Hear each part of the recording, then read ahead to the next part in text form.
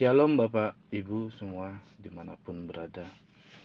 Hari ini kita mau belajar mengenai salah satu karakter dan apa saja yang bisa kita petik untuk kehidupan kita.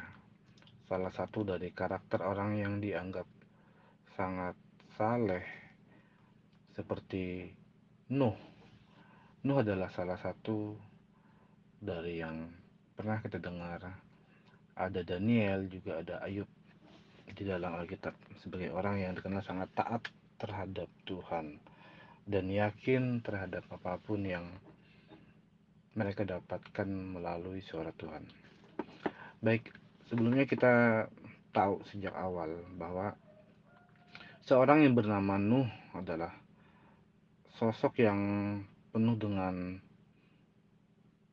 kasih karunia, seperti orang yang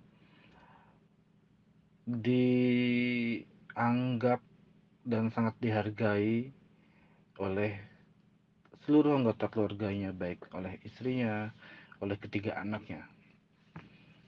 Nuh memiliki ayah yang bernama Lamek yang kemudian memberi nama anaknya ini adalah Nuh, yang dalam arti kata itu Nuh itu memiliki arti sebuah kelegaan atau penghiburan. Kenapa Nuh dianggap sebagai orang yang sangat penuh karisma dengan kasih karunia Tuhan? Karena Nuh adalah orang yang sangat taat. Nuh adalah orang yang sangat percaya dengan Tuhan, yang sesuatu yang tidak mungkin terjadi pun menurut orang kebanyakan, bahkan sangat banyak orang, Nuh tetap berpegang teguh sama yang namanya janji Tuhan, gitu saudara. Jadi kita bisa belajar, kita bisa lihat dari seorang Nuh ini bisa menjadi teladan kehidupan dari orang yang beriman. Kalau kita belajar tentang Nuh karena imannya, di mana Nuh itu sering mendapat petunjuk Allah tentang sesuatu yang belum pernah terjadi atau belum pernah terlihat. Ya, seperti contohnya mempersiapkan sebuah bahtera yang dimana dibangun di atas perbukitan yang jauh dari air, yang jauh dari sungai, yang jauh dari laut, bahkan sama sekali, bahkan ditertawakan, tapi Nuh tetap berdiri tegar, menyatakan dia akan menyelesaikan pembangunan ini bersama dengan anggota keluarganya. Bahkan kita bisa melihat dengan sangat jelas Nuh ini seorang yang kalau kita lihat dari ceritanya itu tidak pernah melenceng sedikit pun dari kebenaran firman Tuhan. Dengan orang seusianya, dengan para sahabatnya pun dia diejek-ejek, bahkan ditertawakan, dia tetap membangun bahtera ini, dia tetap menunggu janji Tuhan, seolah-olah dia tahu apa yang akan terjadi, padahal Nuh sendiri belum pernah tahu akan seperti apa air bah itu datang yang kemudian menghancurkan banyak orang. Dan Nuh ini dinyatakan sebagai orang yang menyelamatkan anggota keluarganya, dari istrinya, ketiga anaknya, dan 3 orang istri dari anak-anaknya. Jadi ada 8 orang yang masuk ke dalam bahtera. Ada beberapa pesan yang bisa kita petik dari kisah Nuh.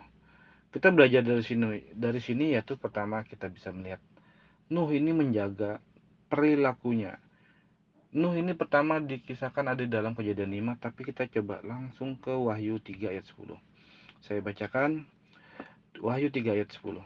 Karena engkau menuruti firmanku untuk tekun menantikan aku, maka aku pun akan melindungi engkau dari hari pencobaan yang akan datang atas seluruh dunia, untuk mencobai mereka yang diam di bumi. Dari situ kita bisa melihat Nuh tetap menjaga perilakunya dengan menuruti firman Tuhan, tekun menanti kedatangan Tuhan atau apapun yang akan Tuhan perbuat dalam bumi ini, saudara. Jadi Nuh ini yakin dengan firman Tuhan menyatakan, aku pun akan melindungi engkau dari hari pencobaan yang akan datang atas seluruh dunia. Nah, Nuh ini mendapat perintah bahwa dia harus membangun sebuah bahtera, di mana bahtera itu yang dibangun tidak dalam waktu yang sebentar. Bahtera ini dibangun dengan alat seadanya, dengan bahan seadanya. Semua dilakukan oleh Nuh dan ketiga anak-anaknya, dan dibantu dilayani oleh istri-istri mereka, mungkin menyiapkan makanan dan minuman dan lain sebagainya. Kemudian kita juga bisa melihat bahwa apa yang dikerjakan oleh Nuh ini adalah sebuah perintah yang mustahil, saudara. Tapi kita lihat di mana Nuh tetap berdiri tegar kokoh, dia melakukan, dia menyelesaikan pekerjaan yang diperintahkan oleh Tuhan. Pesan Tuhan untuk kita itu semakin intens, saudara. Kita tidak pernah bisa tolak bahwa pesan Tuhan itu harus kita lakukan, gitu. Jadi ada banyak hal yang pernah terlintas, mungkin terbesit, mungkin di situ ada beberapa pesanan dari Tuhan, tapi kita tidak menyadarinya karena kita sibuk dengan aktivitas kita yang di dunia ini, yang mana kita juga mencari kehidupan. Tapi kita harus bisa membedakan, kita harus bisa memilah mana yang menjadi perintah Tuhan dan mana yang harus kita kerjakan untuk kehidupan kita sendiri. Kita kembali ke Nuh. Nuh ini taat dan percaya. Nuh ini ketika mendengar apa yang Tuhan katakan, dia melakukannya. Dia tetap kayak yang oke, tetap aku lakuin gitu loh, kata Nuh. Bahtera itu kan nggak benda yang kecil. Bahtera itu yang panjangnya itu kalau nggak salah beberapa ratus hasta panjangnya, dan lebarnya itu beberapa puluh hasta. Tidak banyak dikatakan mengenai bahtera Nuh di dalam Alkitab, tapi kita bisa belajar dari seorang yang sangat taat terhadap Tuhan. Tuhan memberi waktu untuk kita membuat sesuatu yang Tuhan inginkan. Sampai dengan selesai, maka Tuhan baru akan bertindak, itu saudara. Ada juga pesan di dalam Roma 2 ayat 4. Saya bacakan. Maukah engkau menganggap sepi kekayaan kemurahannya? Perhatikan ini, saudara. Ini sebuah pertanyaan. Maukah engkau menganggap sepi kekayaan kemurahannya, kesabarannya, dan kelapangan hatinya?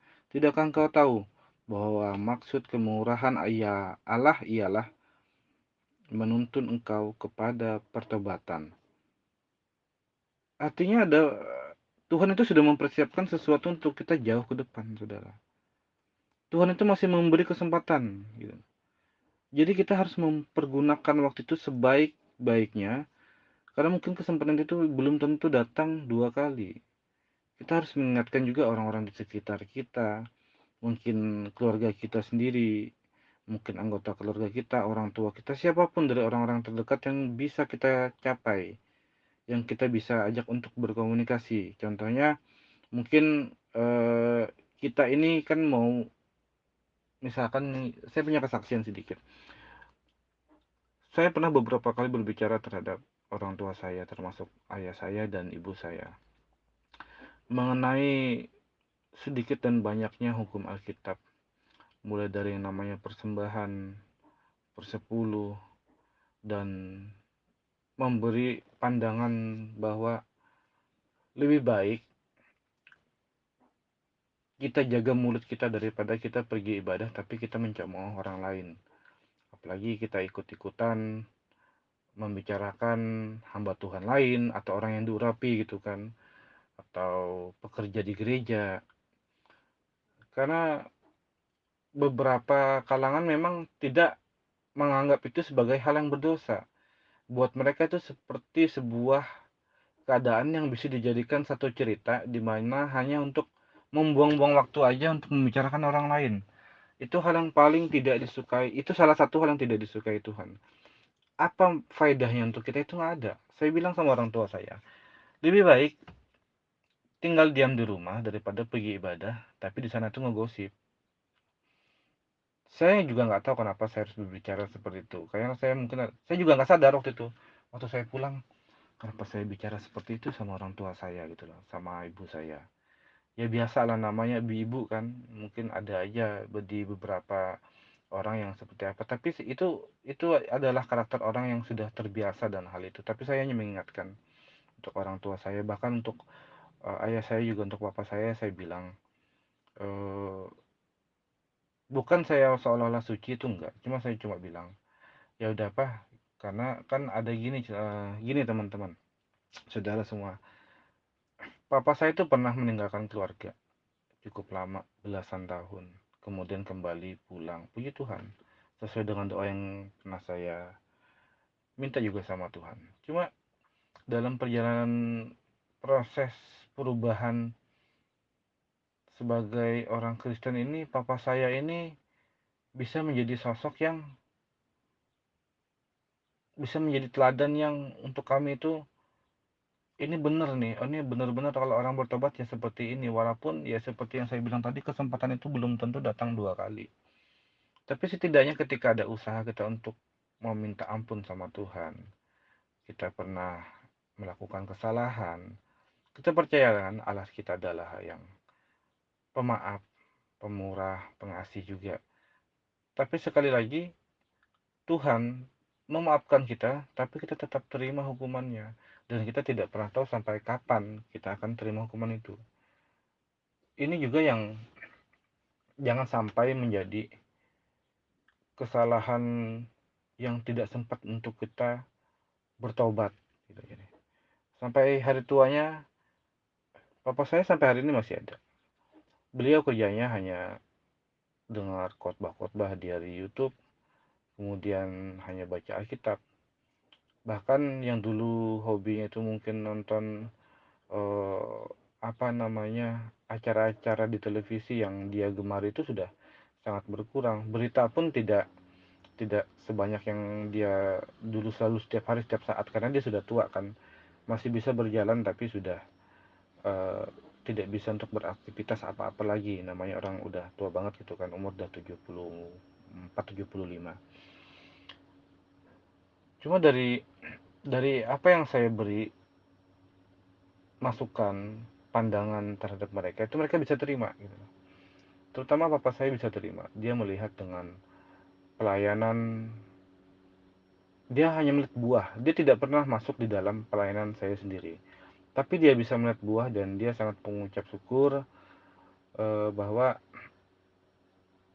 ada hal-hal yang bisa dia akui gitu loh.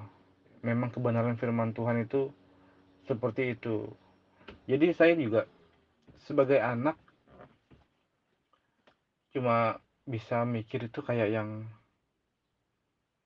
oh luar biasa firman Tuhan itu loh. Luar biasa apa yang kita sampaikan itu mau didengar oleh orang yang notabene-nya tuh dulu papa tuh seorang pelayan juga.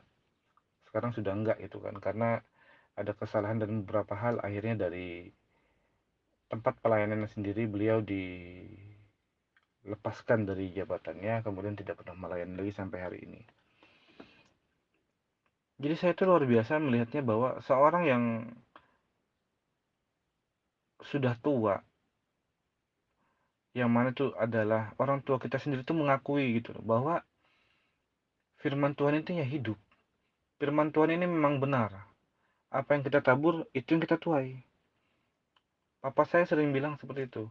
Apa yang kamu lakuin, apa yang kamu tabur, itu juga akan kita tuai satu saat. Contohnya seperti saya. Saya tetap menerima, kata papa saya. Memang saya menyesali, tapi saya tidak bisa berbuat apa-apa lagi. Kita mendengar hal seperti itu kan, kita melihat seorang anak manusia yang mengakui bahwa dia tahu dan dia sudah mengakui bahwa dia berdosa gitu loh. Jadi itu adalah teladan di mana orang yang mau mengakui dosa itu nggak semua orang. Dari setiap kesalahan kita lepas dari kebenaran, itu adalah sesuatu yang membuat kita itu kadang tuh malah tambah jauh sama Tuhan. Tapi papa ini nggak menjauh, dia justru mendekat. Ketika dia sudah disadarkan, dia sudah diselamatkan dari 2 kali, seharusnya yang menurut dokter harusnya sudah dipanggil pulang. Enggak tuh, enggak dipanggil pulang. Jangan saya cuma bilang sama papa, ini adalah kesempatan papa untuk melakukan apa yang papa bisa lakukan. Mungkin apa aja terserah, saya bilang itu kan. Tapi karena keterbatasan kekuatan tenaganya dari fisiknya yang sudah tua, akhirnya hanya bisa ya cuma lihat-lihat khotbah, lihat firman Tuhan dari berbagai kalangan hamba-hamba Tuhan gitu kan. Beberapa kali kami membahas mengenai hal kebenaran. Banyak nilai-nilai yang dipetik termasuk di dalam seorang yang bisa menjadi teladan seperti Nuh. Nuh ini mengingatkan orang lain, juga menyelamatkan anggota keluarganya. Dia memberitakan firman Tuhan terus-menerus, selalu mengingatkan orang bahwa untuk selalu bersiap sedia. Itu kan, bahwa waktunya akan tiba. Tapi selalu ditertawakan orang. Tapi Nuh selalu kekeh menyatakan apa yang salah dan apa yang benar. Tapi yang kita tahu di dalam Alkitab, seorang Nuh ini orang yang sangat sabar. Dia selalu memberi pengajaran. Dia melalui kesabaran dia menasihati seseorang. Bahkan dia menasihati para sahabat-sahabatnya, menegur, dia menunjukkan kesalahan orang ini apa-apa, dan dia selalu mengajak orang untuk bertobat. Tapi Nuh tidak bisa berbuat banyak ketika itu kembali kepada kita sebagai pilihan kita. Ketika kita melakukan kesalahan, ketika kita ditegur, apakah kita mau untuk menerima teguran itu, ataukah kita gengsi karena kita diberitahu orang jauh lebih muda? Apakah kita bisa menerima bahwa orang ini mengatakan hal yang benar? Kalau saya lihat dari kasus papa saya dan saya, orang tua saya bisa menerima. Dan mereka, kalau boleh dibilang tuh, mereka juga kayak yang, iya, memang begitu Fit, memang benar, dia bilang.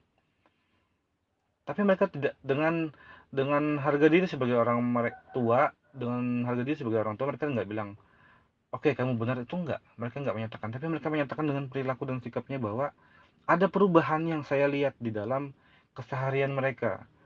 Saya kan jarang ketemu mereka nih, mungkin seminggu sekali, kadang 2 minggu sekali, kadang sebulan sekali, karena kita beda rumah.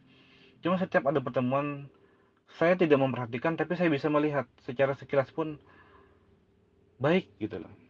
Baik, baik dengan dengan apa? Dengan sudut pandang kita sebagai orang awam aja, orang ini nih berusaha untuk melakukan yang baik. Kalau datang dia menasehati cucunya atau dia memberikan masukan kepada kita, dia selalu bilang jangan lupa berdoa dan lain sebagainya. Tidak seperti dulu, jauh dulu luar biasa.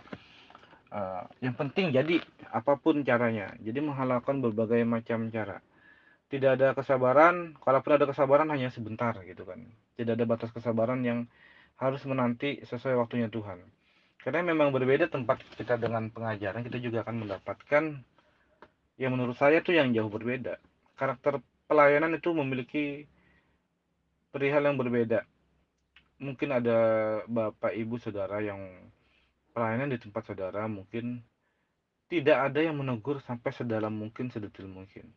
Tapi juga ada pelayanan di tempat bapak ibu saudara semua yang bahkan gembalanya itu berani menegur, atau mungkin seorang mentor misalkan, atau bapak rohani yang berani menegur sampai sedetail mungkin dan menunjukkan letak kesalahan kita dan menjelaskan kepada kita dengan pengajaran, dengan caranya yang keras atau lembut gitu. Jadi berbeda saudara bentuk-bentuk pelayanan. Jadi cari tahu dengan pengetahuan kita. Kita harus beriman, kita harus tahu.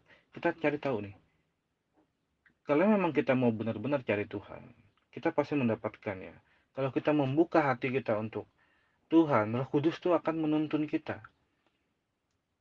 Tapi seringkali kita itu mengambil keputusan karena kebutuhan. Jadi keputusan yang mendesak kita, keputusan yang mendesak kita harus mengambil keputusan segera. Yang penting terpenuhi kebutuhan kita, apa yang menjadi dasar awal kita untuk mengambil keputusan ini itu sudah salah gitu loh. Kita nggak minta sama Tuhan, Tuhan ini Kira-kira apa sih yang harus saya lakukan Tuhan? Kira-kira saya ambil keputusan apa sih? Masa iya sih saya tinggalin satu hal ini, demi satu hal ini saya harus bangkit lagi dari nol? Bisa aja kan Tuhan bermanuver. Tuhan tuh mau berikan kita yang terbaik. Tuhan itu mau kasih kita tuh kebutuhan kita, tapi kita bisa mungkin tidak sadari apa yang menjadi kebutuhan kita yang jauh lebih baik ke depan. Kita hanya bisa melihat kebutuhan kita untuk 1-2 hari ini atau bukan bahkan hanya sampai bulan depan. Itu yang tidak bisa kita prediksi karena kita tidak bisa menentukan. Nah, sementara Nuh ini membangun Bahtera ini puluhan ratusan tahun itu baru selesai, saudara. Dia tetap pegang teguh janji Tuhan, di mana hanya diperintahkan Tuhan buat sebuah Bahtera, bla bla bla. Tetap dia buat. Bahkan dia tidak tahu. Yang waktu itu sebelum kejadian air bah itu manusia di bumi ini cuma bisa makan, minum, kawin mengawinkan, beranak pinak. Tapi mereka tidak tahu hidup ini untuk apa tujuannya. Bahkan mereka tidak membuat sesuatu yang menyenangkan Tuhan. Cukup dengan kesabaran aja tuh kita udah membuat Tuhan itu senang gitu loh hatinya. Kayak kita tuh misalkan kita ini bersabar menanti janji Tuhan misalnya ya. Kita berdoa gitu kan. Yang penting kita dapat selamat aja. Itu tuh udah membentuk iman kita untuk berharap dan kita tuh menjadikan sebuah iman pengharapan kita tuh sesuatu yang pasti untuk mendapatkan keselamatan dari Tuhan. Nah, begitu kita bisa yang namanya memastikan bahwa aku yakin, aku pasti nih misalkan. Itu sudah suatu bentuk iman yang luar biasa, Saudara. Di situ Tuhan sudah senang sebenarnya. Di sana di proses kita untuk mengambil keputusan walaupun itu Tuhan sudah senang. Sampai dengan kita menyatakan bahwa nggak masalah, udahlah aku pokoknya percaya sama Tuhan.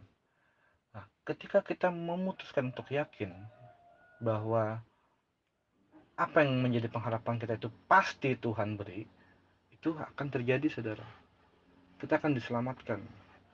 Gak mudah-mudah loh bikin bahtera itu. Gak mudah-mudah bikin sesuatu yang puluhan tahun baru akan terjawab. Ketika kita mau diselamatkan. Banyak hal yang kita belajar dari Nuh. Kita disadarkan akan banyak hal eh, kegiatan yang sia-sia. Kita berbicara firman tapi kita tidak melakukannya. Kita melakukannya tapi kita tidak berbicara firman. Itu jauh lebih baik daripada kita berbicara firman tapi kita tidak melakukannya, saudara. Kita harus melakukan apa yang Tuhan perintahkan. Nuh itu menyelamatkan anggota keluarganya hanya 7 orang. Yang lain tidak ada yang percaya. Ketika hampir kejadian mungkin aja ada. Kita ingat kisah 5 gadis pintar dan 5 gadis bodoh. Itu sebagai perumpamaan yang bisa kita lihat dengan jelas.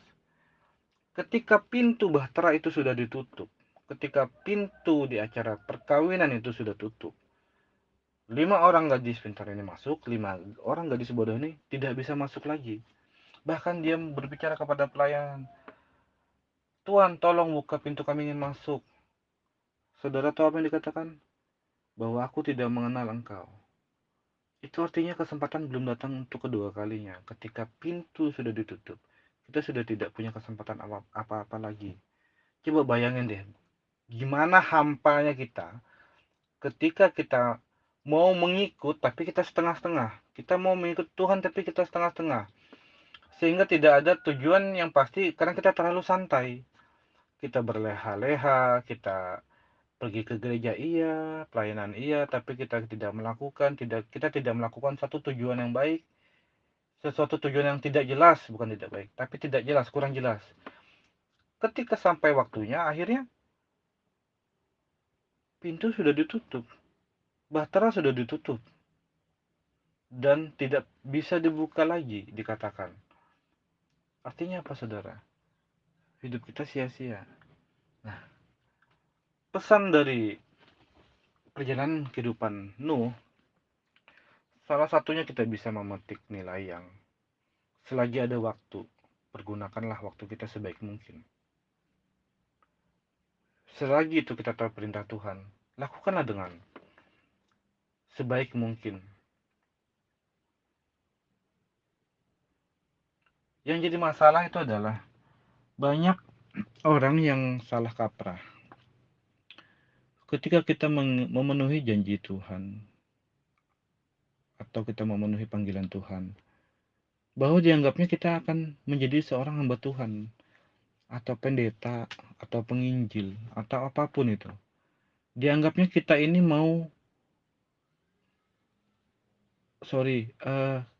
dianggap bahwa seolah-olah Tuhan ini mau merebut apa yang menjadi kenyamanan kita pada waktu itu. Kita memiliki harta, kita memiliki segala sesuatu yang membuat merasa kita itu nyaman, bahkan dihargai banyak orang contohnya. Seperti salah satu anak Nuh, di mana ketika itu memiliki keraguan dari salah satu menantu Nuh yang mengatakan bahwa tidak mungkin kita meninggalkan harta kita dan sebagainya. Tapi akhirnya mereka pun meninggalkan kok harta benda mereka yang tidak bisa dibawa. Mereka tetap masuk ambil bagian dalam keselamatan yang dimana Nuh itu tidak pernah memaksa. Kamu harus ikut sebagai menantu, kamu harus ikut sebagai anak. Enggak. Nuh hanya menyatakan bahwa barang siapa masuk ke dalam ini akan diselamatkan. Jadi ketika kita mendapat panggilan untuk masuk ke dalam undangannya atau tawaran dari Tuhan, itu bisa membuat kita itu diselamatkan karena kita ini tidak memikirkan lagi apa yang ada. Mungkin harus apa yang harus kita tinggalkan gitu loh. Kalau contoh paling sederhananya itu mungkin misalkan di dalam suatu kehidupan seseorang gitu. Misalkan dia memiliki satu usaha yang sudah berjalan. Ketika Tuhan membuat manuver, tinggalkan itu dan memulailah sesuatu yang baru. Kita kan tidak pernah tahu apa yang akan terjadi. Tapi kalau Tuhan yang memberi jalan, Tuhan yang apa namanya, memberi isyarat gitu kan. Mungkin itu perintah atau sebagai pandangan yang lebih baik. Kenapa kita harus bertahan dengan keadaan yang hanya secukupnya seadanya hari ini? Kenapa kita tidak mengiyakan bahwa tawaran itu yang jauh lebih baik yang kita tahu, yang lebih jelas, nyata ke depan untuk jangka panjang ini, wow ini lebih baik ini. Wah ini jalannya Tuhan nih, misalkan kita mendapatkan sesuatu. Kenapa kita nggak ambil? Kita jangan ragu, jangan takut untuk meninggalkan apa yang menjadi kebiasaan kita yang menurut kita itu baik. Kalau dinilai pun sebenarnya bukan tidak baik, tapi ya begitu-gitu aja gitu kan. Kalau ada sesuatu yang baru yang itu adalah sesuatu jalan yang harus kita rintis ulang, kenapa enggak? Kan kita yakin sama Tuhan. Tuhan mau mempersiapkan kita, memberikan jalan yang terbaik, Tuhan mau tuntun kita, Tuhan mau didik kita. Yang penting kita jangan besar kepala dulu nih. Mungkin dianggap misalkan satu orang dipanggil dalam pelayanan mungkin disampaikan oleh hambanya. Sebentar lagi Tuhan mau pakai kamu, misalkan seorang hamba Tuhan ngomong gitu. Wah langsung antipati nih. Wah enggak lah, aku udah nyaman dengan kehidupan seperti ini. Masa aku dipanggil dalam pelayanan, gimana nih dengan pekerjaanku, gimana dengan waktu-waktuku yang sudah terprogram dengan sebaik mungkin, dengan penghasilan yang sudah cukup memuaskan, atau yang sudah merasa udah oke nih program dalam hidupku nih, tinggal aku mengelola. Nah ini permasalahannya saudara, kita lupa kita hidup ini tujuannya apa. Kalau kita mengerti isi Alkitab, kita ini hidup bukan tanpa tujuan saudara. Dulu mungkin kita pernah bilang Tuhan beri aku pelayanan, atau gini aja deh, yang paling jelas, kita hidup ini karena kita berjalan bersama Tuhan, benar kan? Bersama Tuhan kita. Nah, tapi ketika kita dipanggil untuk melayani, kita lupa nih, kita hidup ini karena pelayanan kita ini ada sama Tuhan. Karena pelayanan kita ini punya pelayanan di gereja. Dimanapun Bapak Ibu melayani, kita punya pelayanan, kita hidup. Bagaimanapun juga orang yang terkena masalah apapun, Tuhan akan bangkitkan kembali, Tuhan akan berikan jalan. Bahkan orang-orang yang sudah mati pun, yang hidupnya benar itu dipanggil akan berkumpul bersama Tuhan untuk memerintah kembali, untuk memerangi si jahat, kan gitu yang kita tahu di dalam Alkitab. Nah, ketika kita tidak menyadari bahwa kita hidup ini karena kita memiliki pelayanan, dulu kita diangkat karena pelayanan, kenapa sekarang kita berbanding terbalik bahwa pelayanan akan menghancurkan kehidupan kita. Seolah-olah pelayanan ini akan merusak circle kehidupan kita yang sudah menurut kita itu oke, gitu. Nah, ini yang menjadi masalah dalam sebagian besar ketika kita sudah diberkati Tuhan, kita lupa. Kita harus tahu, kita harus ingat. Kita hidup itu karena Tuhan. Kita bisa hidup, bisa bertahan, bisa diselamatkan dari berbagai macam penyakit, dari berbagai macam kesalahan. Itu karena kita memiliki satu pelayanan. Apapun itu, mulai yang terkecil sampai yang terbesar, tetap upahnya sama di mata Tuhan. Karena Tuhan tidak melihat sebesar apa yang kita kerjakan, tapi Tuhan melihat seberapa besar hatimu mau melakukannya untuk Tuhan. Mungkin untuk rumah Tuhan, untuk Tuhan sendiri, juga seperti itu. Nah, ini yang kadang saudara harus ingat gitu loh. Kita belajar di mana taatnya kita kalau kita melihat dari Nuh. Sangat jauh berbanding terbalik, saudara. Nuh ini seorang yang sangat taat, pokoknya yang terkenal citra dengan apa namanya, dia tuh memiliki pencitraan bahwa Nuh ini seorang yang penuh kasih karunia lah, gitu kan. Penuh kasih karunia Allah. Dia selalu mendengarkan apa perintah Tuhan, apa yang harus dia perbuat. Satu perintah Tuhan itu diselesaikan dalam puluhan bahkan ratusan tahun pun dikerjakan oleh Nuh. Sama dengan kehidupan kita. Ketika kita diminta untuk melakukan sesuatu, apakah kita bisa taat? Karena ketika kita diberkati pun, kita akan terus mendapatkan pencobaan-pencobaan. Kita tahu ada yang namanya Ayub ketika 10 orang anaknya tewas. Bahkan dia dihina, diajak oleh istrinya, bahkan ditinggal, bahkan semua tewas, semua diambil. Mau hartanya, mau anggota keluarganya, mau istrinya, semua diambil Tuhan. Semua diuji. Itu tingkat ketaatan yang luar biasa. Kita tuh nggak sampai sejauh itu, Bapak Ibu, sebenarnya saudara-saudara semua. Kita belum sampai sejauh itu tuh, kita tuh masih di awal. Kita tuh masih mau start gitu loh, mau masuk. Itu kita tuh udah kayak yang, wah, jangan-jangan nih, tarik. Gimana nih? Kalau saya masuk, ntar diminta gini-gini. Ngisi ya pelayanan misalkan. Curiga gitu loh, meletakkan kayak curiga. Nggak salah. Cuma mana maksud saya tuh gimana sih kita ini dulu gitu loh. Kenapa kita harus takut sama sama sesuatu yang diminta Tuhan? Belum tentu itu berupa uang ya, belum tentu itu berupa tenaga ya. Mungkin Tuhan cuma minta waktu untuk menguji ketaatan kita. Mungkin sampai di satu tempat yang diminta Tuhan, mungkin pergi ke gereja, tolong dampingi teman-teman atau apa, tanpa melakukan apapun, cukup hanya dan datang saja, tuh Tuhan sudah melihat kita taat atau enggak. Yang Tuhan lihat itu kan hati. Di mana ketulusan kita ini mau pegang teguh janji kita sama Tuhan. Jadi kita nggak bisa cuma yang, kita ini banyak hal yang kita mau, tapi banyak hal juga yang kita nggak mau dari Tuhan. Jadi sulit Tuhan bekerja untuk mengisi kita. Gitu. Jadi kayak yang kita tuh harus belajar, saudara. Harus tahu, oh iya sih,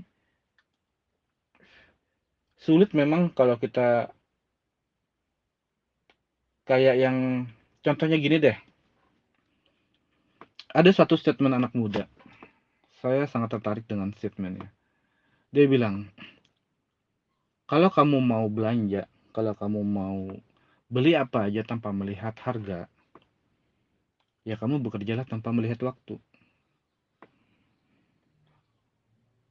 Berarti kalau kita terjemahkan ke dalam kehidupan rohani kita, kalau kita mau apapun dari Tuhan, bahkan yang tidak pernah kita tahu pun, yang bikin kita tuh luar biasa sangat excited gitu misalnya, ya kita lakukan aja apa yang Tuhan mau. Dengan adanya kita memberi mungkin kontribusi yang luar biasa, Tuhan juga akan bergerak dengan luar biasa. Tuhan nggak mungkin kasih seorang anak-anaknya sesuatu yang mempermalukan dia. Tidak mungkin memberikan anak-anaknya sesuatu yang biasa-biasa aja ketika seorang anaknya sudah melakukan hal-hal yang luar biasa. Dalam konteks bentuknya artinya pelayanan. Misalnya saya deh, anak saya ini berbakti benar sama saya. Dia hormat, dia membantu, kadang dia suka kasih kita yang membuat hati kita senang lah. Kan otomatis dong. Saya sebagai bapak, saya sebagai orang tua, saya melihat, wah anak saya luar biasa gitu loh. Walaupun kita tahu ini didikan kita gitu loh. Walaupun Tuhan tahu ini didikan Tuhan. Ketika dia melakukan terbaik, kita akan tersentuh tuh hati kita nih. Bagaimanapun juga kita memiliki rasa kan yang gimana. Jadi ketika anak kita melakukan yang terbaik, otomatis kita memberi yang terbaik, bahkan lebih dari yang dia pikirkan. Mungkin dia minta contoh aja nih, misalkan dia minta, eh Pak, aku butuh satu pasang sepatu karena yang ini sudah mulai sesak. Misalkan sepatu nih. Oke, minggu depan ya, tapi ya tunggu ya waktunya. Oke, kata anak nih kan. Sampai satu ketika tiba-tiba kita tidak memberikan dia satu pasang sepatu, tapi kita bisa memberikan dia dua pasang sepatu supaya dia merasa bapaknya atau orang tuanya atau di mana tempat dia berharap ini itu memberikan sesuatu itu yang memberi dampak untuk dia. Wah, luar biasa nih, dia bilang gitu kan. Pasti dia orang itu kan mengucap syukur dengan sangat luar biasa. Pasti anak kita bilang, waduh pak, makasih. Aku cuma minta satu loh, kenapa? Jadi ditawarin beli dua. Aku sih mau dikasih dua. Gitu kan, misalkan anak saya ngomong gitu. Tapi kan kita sebagai bapak ini kan ingin memberikan yang terbaik. Nah, seperti itu juga Tuhan terhadap kita. Ketika kita melakukan banyak hal, atau beberapa hal yang menyenangkan Tuhan, Tuhan tidak pernah berikan kita itu secukupnya hanya seadanya. Tuhan pasti berikan lebih. Yang menjadi masalahnya adalah ketika kita bercermin dengan orang yang jauh lebih di atas kita, kita membandingkannya dengan itu. Sehingga pada akhirnya kita bisa mengambil keputusan yang seperti tadi saya bilang. Keputusan kita ambil ini mendesak untuk kita karena kita memiliki kebutuhan. Gitu saudara. Ini yang perlu kita teliti lebih dalam. Kenapa kita tidak taat? Kenapa kita sulit untuk taat? Kenapa kita sulit untuk menerima panggilan Tuhan? Ya selama kita bercermin dengan hal-hal dunia, yaitu salah satu, bukan salah satu sih, itu adalah satu-satunya musuh terbesar dari Tuhan. Kalau kita di dunia ini kita hidup hanya dengan uang, itu nggak akan membuat segala sesuatunya indah atau nyaman deh. Orang punya uang juga nggak bisa beli kesehatan. Orang punya uang juga nggak akan bisa beli waktu. Jadi kita melakukan seolah-olah kayak melakukan sesuatu yang sia-sia gitu kan. Jadi lebih baik kita mengerti apa sih maksud tujuan Tuhan di dalam hidup kita. Kita belajar dari Nuh ini adalah sosok yang luar biasa. Nuh tidak banyak diceritakan di Alkitab, hanya beberapa kali diceritakan mengenai bahteranya dan apa yang dia perbuat. Tapi nilai-nilai yang bisa kita petik di dalam kehidupan Nuh ini adalah poin-poin yang sangat luar biasa, di mana suatu kepercayaan anak manusia yang memiliki pengharapan pasti terhadap Tuhannya, terhadap Tuhan kita, gitu kan. Lalu apa bedanya dengan kita yang sama-sama manusia? Artinya itu adalah pilihan. Apakah kita mau atau tidak? Apakah kita ingin berdampak untuk orang lain atau tidak? Sudah menjadi kewajiban kita ketika kita harus menunjukkan kesalahan seseorang. Tidak hanya hamba Tuhan, tapi itu salah satu tugas hamba Tuhan untuk jemaat-jemaat. Saya bilang tidak harus hamba Tuhan. Karena apa? Dengan demikian kita sudah mulai mengajarkan orang. Mungkin sesama anak muda mungkin yang bukan hamba Tuhan sama-sama jemaat, yang teman satu mungkin melakukan apa, tapi yang satunya kemudian menasihati, jangan begitulah, nggak enak, bagaimanapun itu manusia juga, jangan curang lah sama dia, toh juga teman kita, misalnya, itu adalah satu bentuk yang bisa mengingatkan orang gitu loh. Jadi nggak cuma hamba Tuhan. Jadi saudara-saudara jangan merasa tugas-tugas seperti itu hanya tugas-tugas orang yang dipanggil Tuhan untuk menjadi menjadi pelayannya di dalam pelayanannya Tuhan. Tidak hanya tugas sebagai hamba Tuhan, tidak hanya tugas sebagai full time atau apa aja yang dianggap sebagai tua-tua dari dalam gereja. Enggak, bukan seperti itu. Itu semua adalah pilihan di dalam kehidupan kita semua. Jadi nilai-nilai apa yang kita bisa ambil dari kehidupan Nuh? Secara mendasar, yang sudah saya sebutkan tadi, orang yang taat, orang yang tetap berdiri kokoh, tetap menunggu janji Tuhan, memastikan. Karena begini, ketika kita memastikan pengharapan kita ini pasti, Tuhan akan menunggu. Tuhan akan menunda sampai dengan kita menyelesaikan, Tuhan baru bergerak. Seperti halnya Nuh. Coba deh bayangin, Tuhan kasih perintah.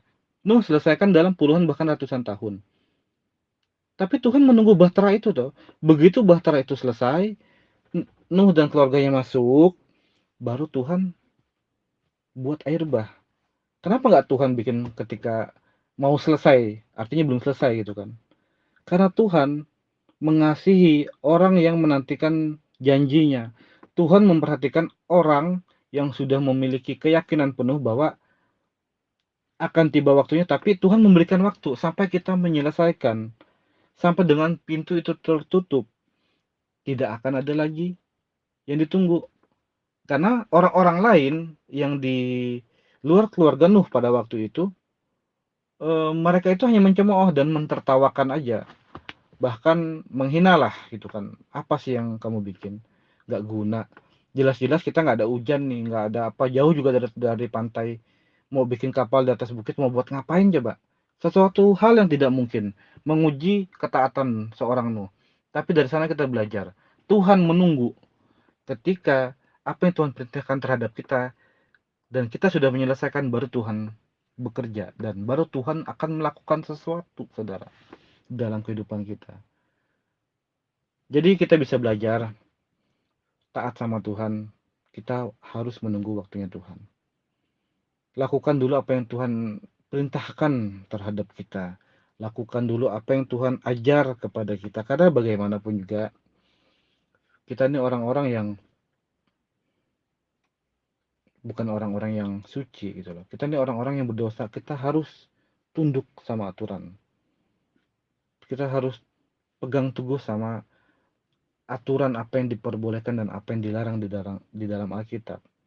Jadi hari ini kita bisa belajar, saudara, Bapak Ibu semua, apa yang bisa kita ambil, apa yang kita bisa petik dari kehidupan Nuh. Nah, mungkin besok kita akan mengupas lagi lebih dalam apa yang harus kita lakukan. Karena di dalam kehidupan kita ini tidak hanya cukup taat saja duduk diam, tapi kita juga harus melakukan beberapa hal, bahkan banyak hal sebagai bukti nyata apa tindakan kita akan sesuatu demikian. Oke, sampai di sini dulu pembelajaran kita hari ini. Besok kita akan bertemu kembali di dalam program yang sama. Shalom, terima kasih. Tuhan Yesus memberkati.